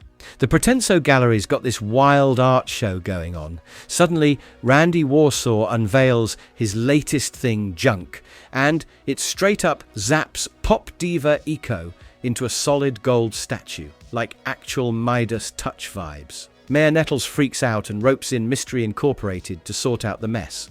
Velma's all over it. The gang rolls up just in time for Junk to strike again, zapping Randy's ex-muse, Cleo. They sneak into Randy's off-the-wall art lab, Artworks. Randy's, well, a total weirdo, names Velma his muse, calls Fred Beef, throws Scooby into the band as Freako, and makes Shaggy do the grunt work. Daphne? He barely looks at her. She is not amused. Anyway, while Shaggy's mopping floors, he gets the scoop from worker number 1, who's apparently running a side hustle, copying Randy's art and selling it behind his back. Elsewhere, Cassidy's trying to get Brad and Judy to focus on, their actual son, Fred, instead of some mysterious treasure. Daphne trails worker number 1 and spots him mailing some sketchy package.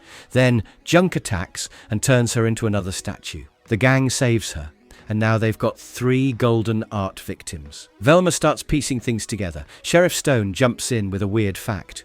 All the statue poses match a painting called 1001 Bavarian Nights. Shaggy busts out a tune by the Kaiser Wursts. And wouldn't you know it, the slowed down track matches the spooky music from the statue attacks. Cut to a live performance at the gallery.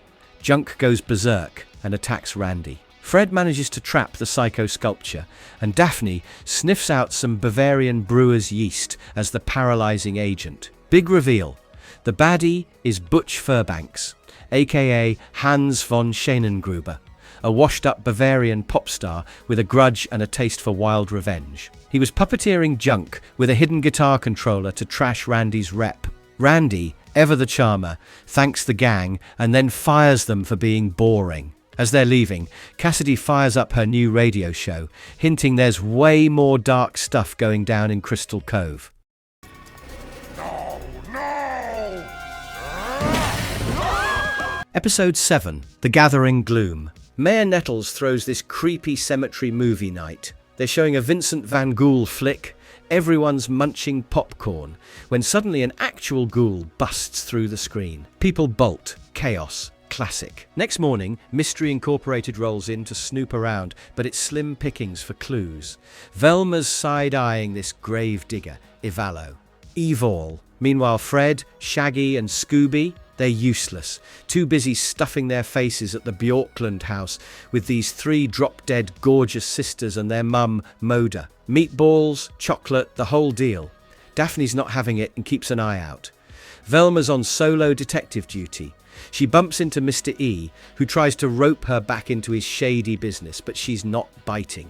After she bounces, Pericles slides in, trying to bro down with Mr. E again. Ricky's not forgiving anytime soon. Night falls. Suddenly the graveyard ghoul crashes the Bjorkland family's place, scaring the sisters silly. The gang, minus Velma, who's still doing actual work, goes head-to-head with the monster. Meanwhile, Velma digs up dirt. Apparently Count Ivalo von Meanskrieg got denied a work permit for being pure evil. She tries to snap the boys out of their chocolate and sister-induced trance, but Fred and Shaggy are hopeless. Daphne, on the other hand, is basically swimming in Bjorkland chocolates at this point. Anyway, Velma and Scooby, finally being useful, uncover the ghouls using a crypt to hide a secret natural gas well.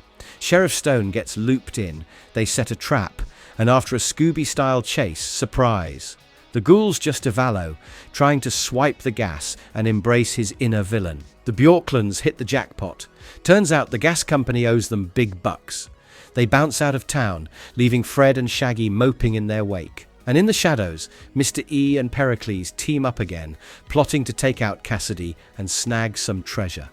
Night on Haunted Mountain. Gary and Ethan barely get started climbing Mount Diablo before all hell breaks loose. Out of nowhere, this absolute nightmare of a monster, Dark Lilith, ambushes them. It's chaos. Next thing you know, both dudes end up tumbling off a cliff, busted up. And of course, the Crystal Cove soccer team's lucky ball goes missing in the process. Classic Mystery Incorporated situation.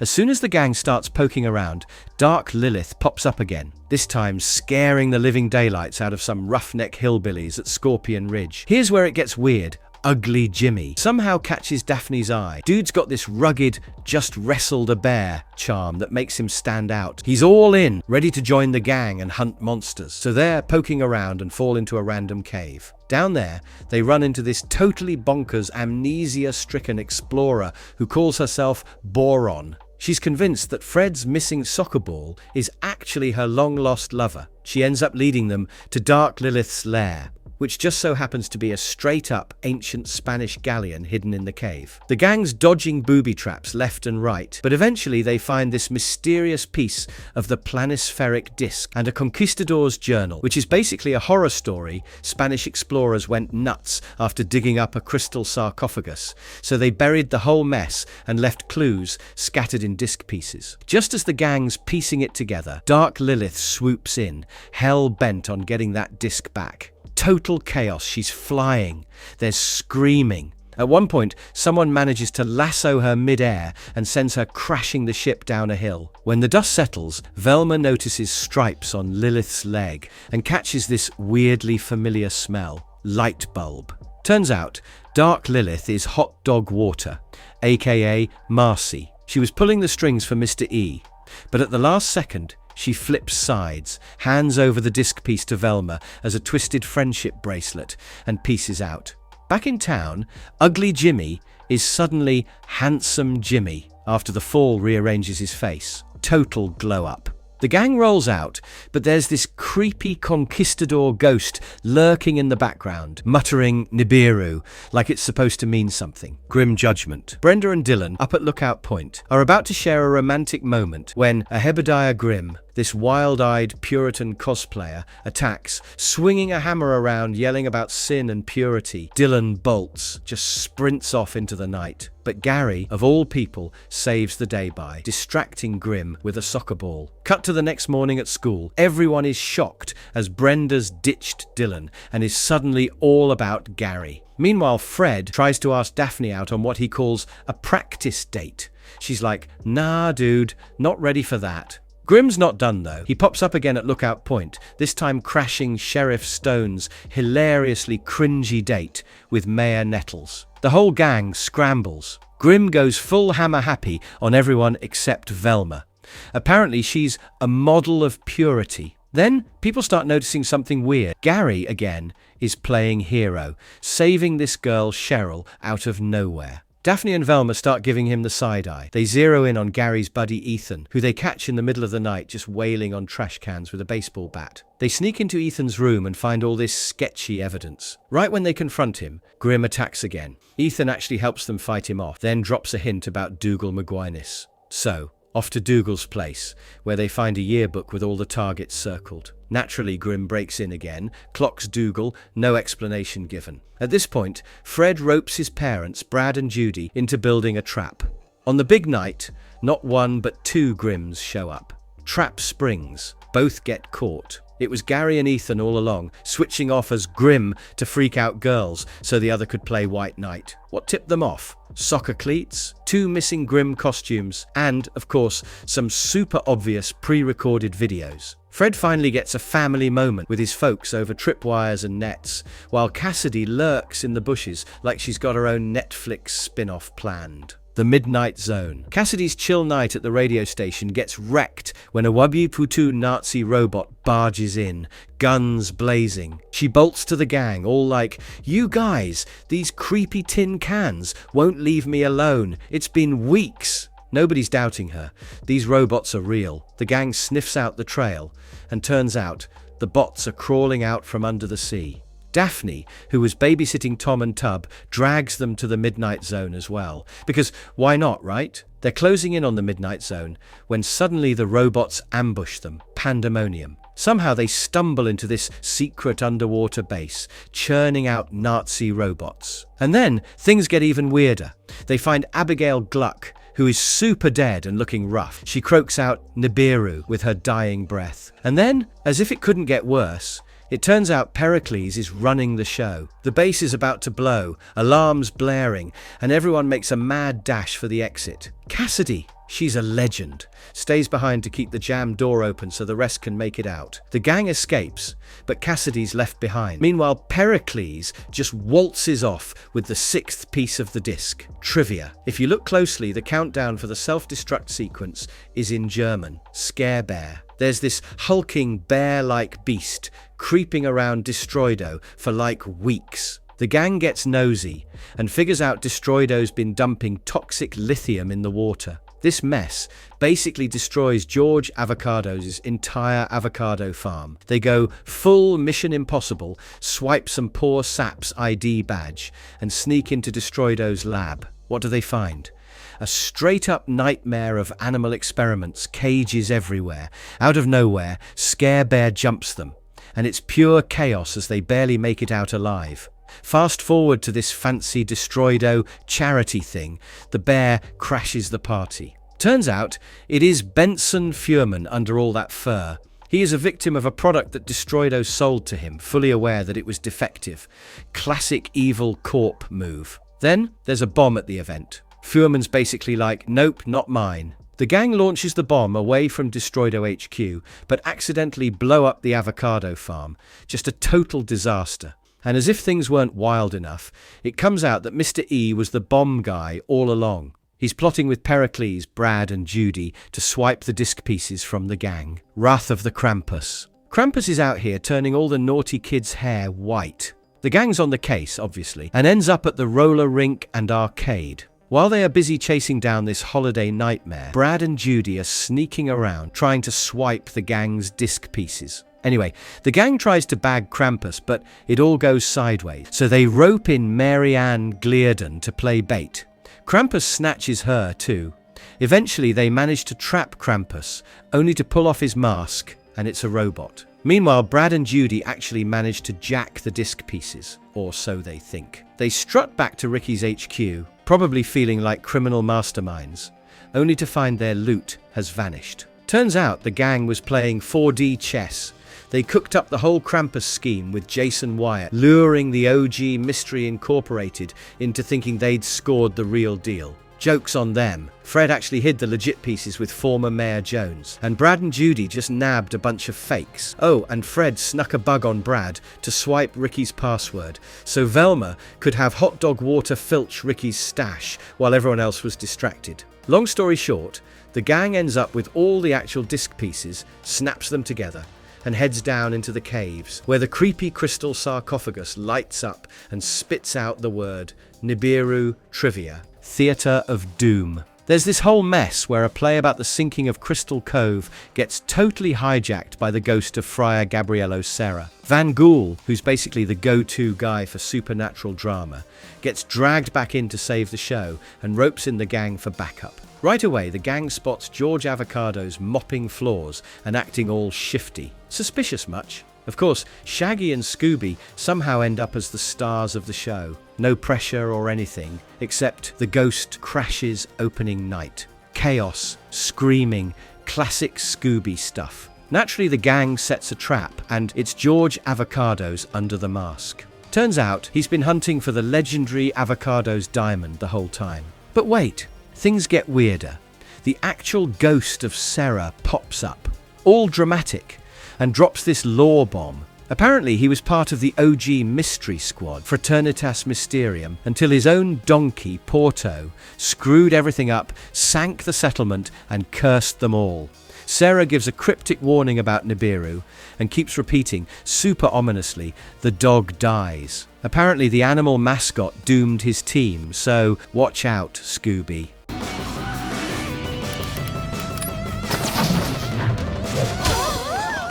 Episode 16, Aliens Among Us. While the crew's busy messing with the disc, Stone suddenly drops this wild story about getting snatched by aliens as a kid. Not your average childhood trauma. Anyway, while they are still wrapping their heads around that, a trio of actual aliens starts swiping expensive stuff all over Crystal Cove. Velma, being Velma, notices these aliens are built just like some crooks on the police's most wanted list. So, the gang pulls one of their classic traps, unmasks the aliens, and it's just the wanted thieves in goofy costumes. Back to the disc. Turns out it spits out some coordinates, so off they go to a cemetery in Gaithersburg. There, they dig up an old flintlock pistol. But, as if things were not already weird, they roll back into town to find their office totally torched. And who is lurking in the shadows watching the flames? Brad and Judy, looking super guilty, not going to lie. Trivia. The geographical coordinates of a location in Gaithersburg have been revealed. 3411 15N 118 20 46 Lillard. This puts Gaithersburg in real-world Burbank, California.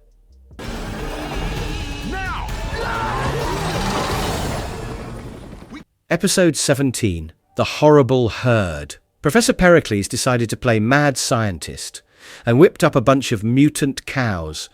Not your everyday moo-moos either. We are talking cows with a dash of piranha and a sprinkle of bee.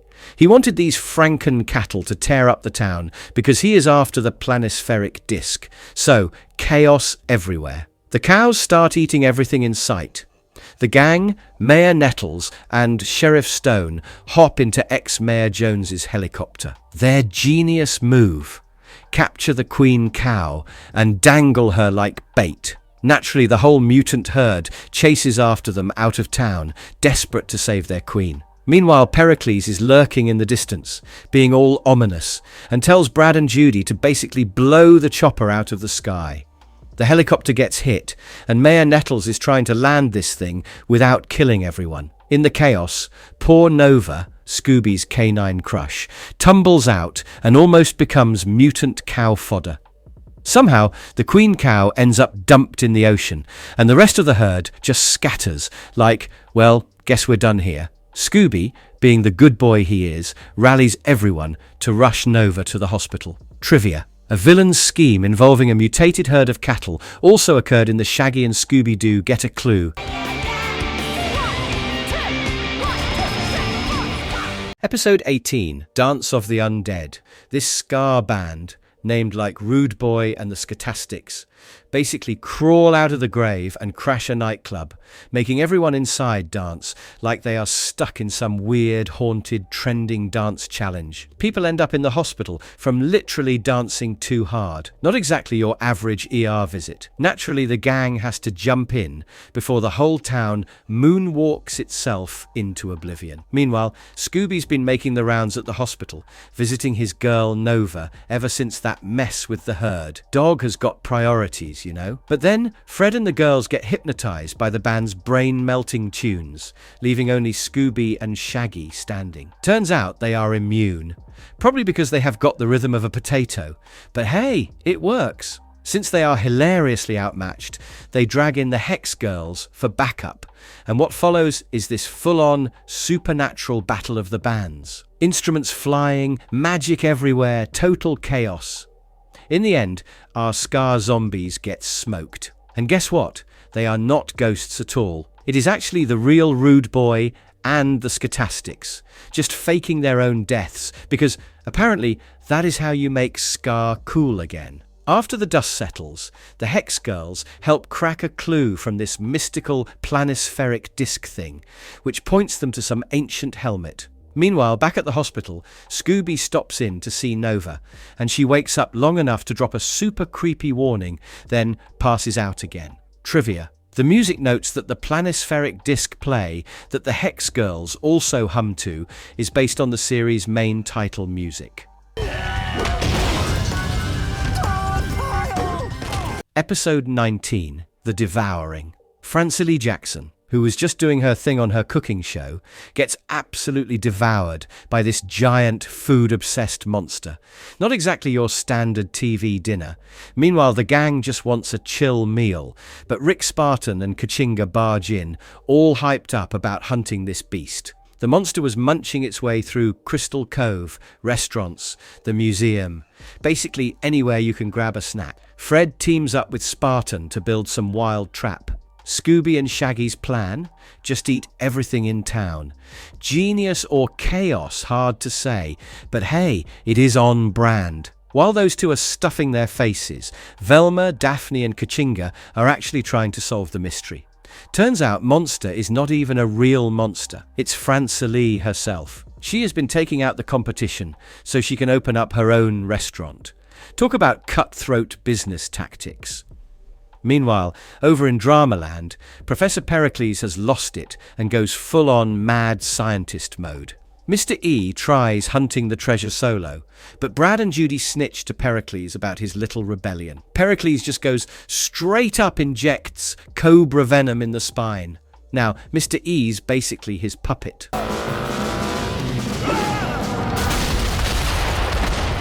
Episode 20, Stand and Deliver. A family's just trying to enjoy some peace and quiet in the mountains near Crystal Cove. Suddenly some random dude in a mask, calling himself the Dandy Highwayman, shows up, blows up their station wagon, and kidnaps the mum.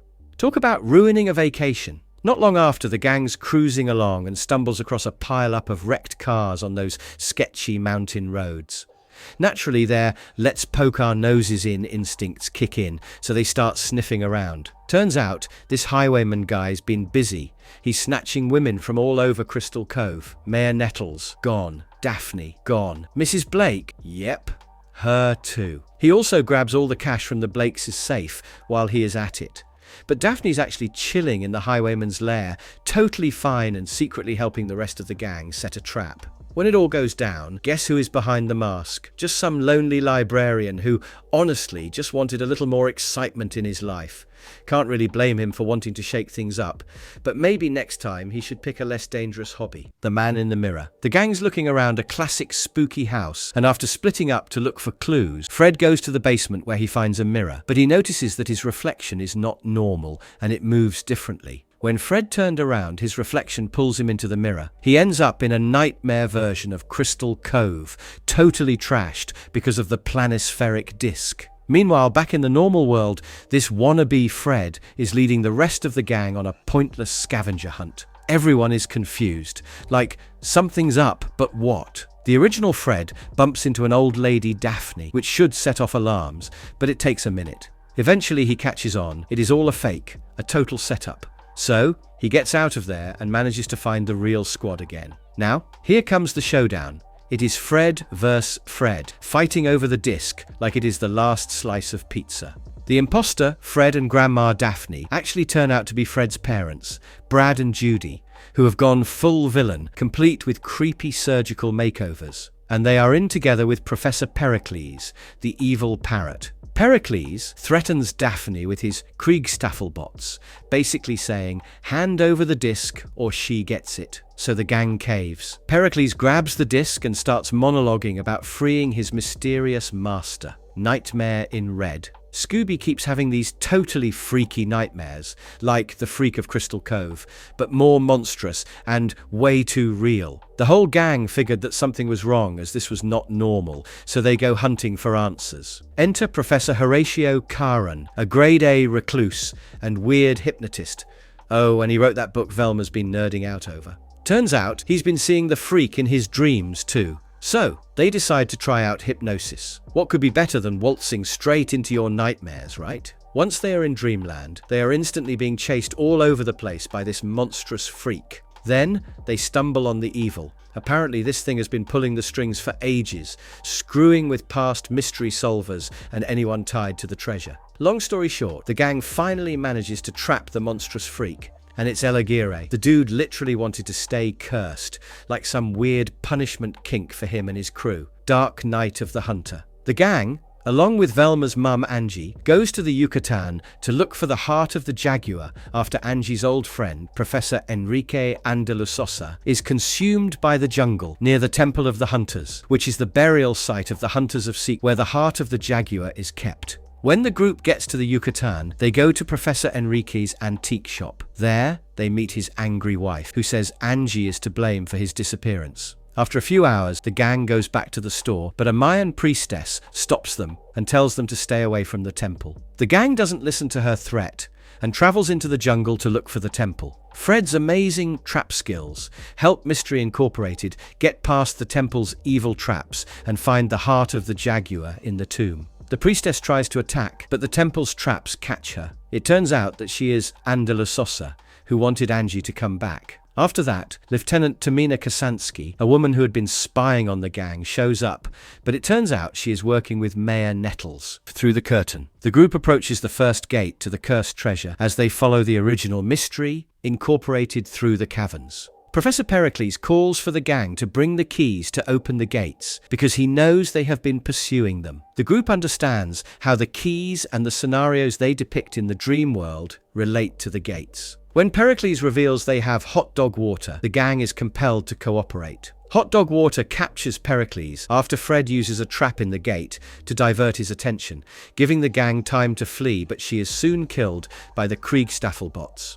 When the group reaches the second gate, they use the mortar bowl to open it. A rock monster greets and pursues them as they enter an enigmatic rock dimension. The Conquistador's helmet is used to open the third gate after the gang has defeated the monster. The gang escapes and becomes stranded at sea when the gate transforms into a boat and releases water that has been trapped behind. The gang finds the last gate, which is opened with the flintlock after discovering that the next one is beneath the water. The gang discovers the crystal sarcophagus and cursed treasure when they enter the lava-filled dimension. The gang recognizes that the words the being is saying are untrue, but the evil entity trapped inside tries to trick them into opening the sarcophagus to release it. The evil entity is released when Pericles opens the sarcophagus upon the unexpected arrival of the original Mystery Incorporated, Come Undone. In front of the evil entity are the gang and the original Mystery Incorporated. Scooby-Doo is seized by the entity, who then explains that he must perish and reincarnate as a conduit for its evil. When Scooby escapes, Pericles tells the entity to stop trying to possess him and offers to be possessed by the creature instead. The entity accepts this offer. Although Professor Pericles thinks he has attained ultimate power, the evil entity murders him and turns him into a monster that resembles a squid. After consuming Brad and Judy and taking over the Kriegstaffelbots, the entity devours Mr. E and calls forth other malevolent Anunnaki, who then offer the townspeople for the entity to devour. When Scooby tries to strike the entity with the spear, it breaks. The group cooperates to approach the sarcophagus after realizing that their friendship is the heart of the Jaguar. A vortex sucks in and destroys the entity, his minions, and a large portion of Crystal Cove when Scooby destroys the sarcophagus. When the group awakens, they discover that Earth and Crystal Cove have changed. Following a few odd experiences, Mystery Incorporated discovers that the entity's evil has been undone, altering the course of history. After getting a message from Harlan Ellison, the new Mr. E, who still remembers the old timeline, the group sets up a new mystery machine and departs for Miskatonic University. The group promises to crack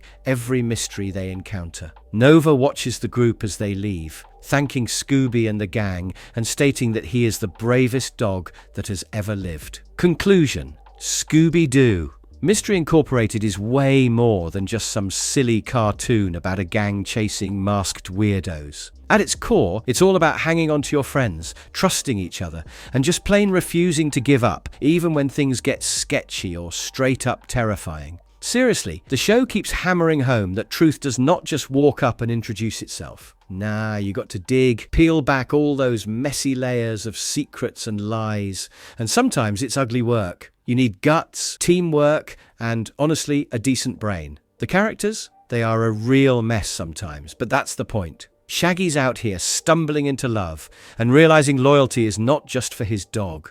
Fred must figure out who he is when he is not obsessing over traps. Daphne, she gets knocked down but keeps coming back stronger. And then there's Scooby, somehow the emotional glue, even though he can barely pronounce Scooby snacks half the time. Velma? It is walking proof that you can be a genius and still need to learn a little empathy. In the end, the big takeaway is not evil wears a mask. It's more like, yeah, evil comes in every flavor, greed, lies, betrayal. But if you stick with your people, pay attention to the past, and choose what's right, you'll get through it. If you enjoyed the video, do hit the like button and subscribe to our channel for more.